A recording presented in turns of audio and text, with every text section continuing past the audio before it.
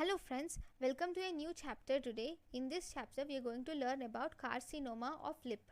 So in this carcinoma of lip, here most common carcinoma which is seen in carcinoma of lip is lower lip cancer, that is mostly in the vermilion border of the lower lip. So this carcinoma lower lip, here you can see there is direct exposure to UV radiation is associated with this carcinoma of lip. It is most commonly seen in males due to more outdoor activities. Those who do more outdoor activities, that is in males, you can see this carcinoma of lip. Okay, this is most common in the age group of 40 to 70 years of age group. It shows bilateral lymph node metastasis. Then the lymph node involvement can be of two types. Based on lymph node involvement, we can divide the classification into two types. One we have 1A, second we have 1B. 1A, the lymph nodes include submental lymph nodes. It drains into 1B, that is submandibular lymph nodes. So this carcinoma lip either drains into 1A, that includes submental lymph nodes, or 1B, that includes submandibular lymph nodes. It has best prognosis. Then what is the investigation of choice for this carcinoma lip? Investigation of choice is edge biopsy is the main investigation of choice for carcinoma lip. Then what is the treatment? If you see treatment, we have two things. We have T1 and T2, and there are two cases. One, if less than 1/3 or more less than 1/3 of the lip is involved, then we should do a V-shaped or W-shaped excision of the lesion with primary closure can be done. Just you should excise the lesion and you will do primary closure. Then if the lesion is more than 1/3 of the lip, then you will have to excise the lesion and you will also have to put a flap reconstruction. So in the flap reconstruction, we have two different types of flaps which are available. One which is called as cross lip flap, which includes abyss extender flap is present, and we also have circumoral advancement flap where we can use Kara-Pardzis Webster Bernard flap is used. So if you see, closed lip flap is abyss extender flap, which is based on superior labial artery, whereas circumoral advancement flap is based on Kara-Pardzis Webster Bernard flap. It is based on Kara-Pardzis and Webster Bernard flap. Okay, so this is the carcinoma lip. Okay, so these two flaps are available. One is abyss extender flap, and we have Kara-Pardzis Webster Bernard flap. We don't need to know in depth of them. Okay, so next. The next cancer is about carcinoma tongue. So in the carcinoma tongue, this carcinoma tongue is the most common type of carcinoma oral cavity. Okay, and this carcinoma tongue, the most common site of carcinoma tongue is it affects the lateral border of the tongue, that too at the junction of middle and posterior 1/3. This carcinoma tongue is also an ulcerative variety. The most common lymph node involved in carcinoma tongue is mainly level 2, that is upper jugular lymph nodes are involved. If you see clinical features, here the patient cannot tolerate hot and spicy foods because of the ulcer, which will fail to heal. The ulcer fails to heal, so the patient cannot tolerate hot and spicy foods.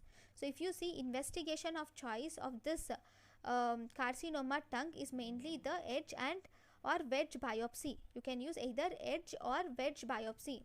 So what is the treatment? Treatment is based on the stages. If it is T1, if the staging is T1, then we can do partial glossectomy with primary closure. In the treatment, if the treatment is T2, then you will have to remove half of the tongue, that is hemiglossectomy, which is done. If the treatment is T3, then you should do total glossectomy and you should also give radiotherapy. If the treatment is T4, then you can do total glossectomy and you can remove a part of mandible, that is called as mandibulectomy, and even remove modified radical neck dissection, laryngectomy, and radiotherapy can also be done. Okay, so these are based on the staging. If T1, partial glossectomy with primary closure, T2 hemiglossectomy, T3 total glossectomy with radiotherapy, T4 we do total glossectomy along with mandibulectomy, modified radical neck dissection, laryngectomy and radiotherapy is done. Okay, then we have something called as, this in the carcinoma tongue, recurrence can occur within 2 years. Within 2 years recurrence can occur.